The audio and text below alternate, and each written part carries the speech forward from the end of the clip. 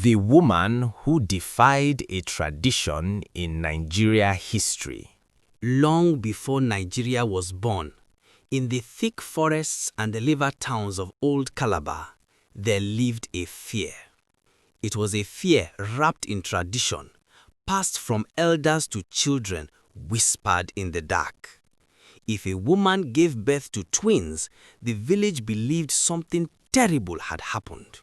Twins were seen as a curse, a sign of evil spirits. And so, when twin babies were born, they were taken into the forest and abandoned. The mothers were shamed.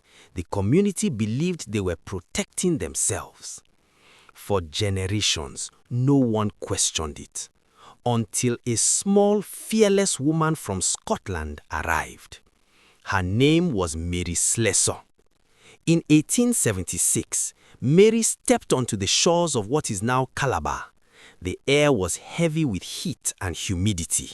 The forests were thick. The culture was unfamiliar, but Mary was not afraid.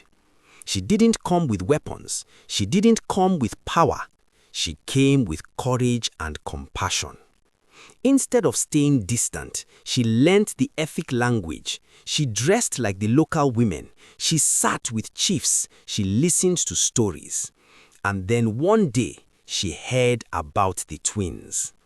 When Mary learnt that twin babies were being left to die in the forest, something inside her refused to stay silent. They said it was dangerous to interfere. They warned her the spirits would be angry, but Mary would not turn away. When she heard a woman had just delivered twins, she would hurry through the dark paths, sometimes at night, sometimes alone. Imagine it. The forest quiet, the insects humming, the village holding its breath, and this small woman walking straight into fear. She picked up the crying babies. She wrapped them in her arms. She carried them home, again and again and again. Mary's house slowly filled with children, twins who would have died, now sleeping safely under her roof. She adopted many of them as her own, but she knew saving one child at a time was not enough, so she did something greater. She spoke to village leaders. She reasoned with elders. She proved through the children she raised that twins were not cursed. They laughed, they played, they grew strong. And slowly, hearts began to change. Change did not happen in one day. It took patience, it took trust, it took years of living among the people, not above them.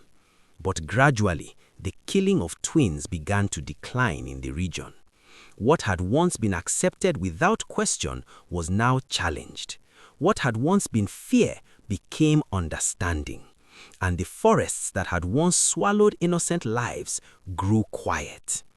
Today, in parts of Cross River State, statues stand in honor of Mary Slessor. Schools and hospitals bear her name, but her real legacy is not stone or metal. It is every set of twins born without fear. It is every mother who holds her babies without shame. It is proof that one person, armed with courage and compassion, can confront even the oldest traditions, and that sometimes the bravest revolutions begin with a single act of love. Peace got reversed.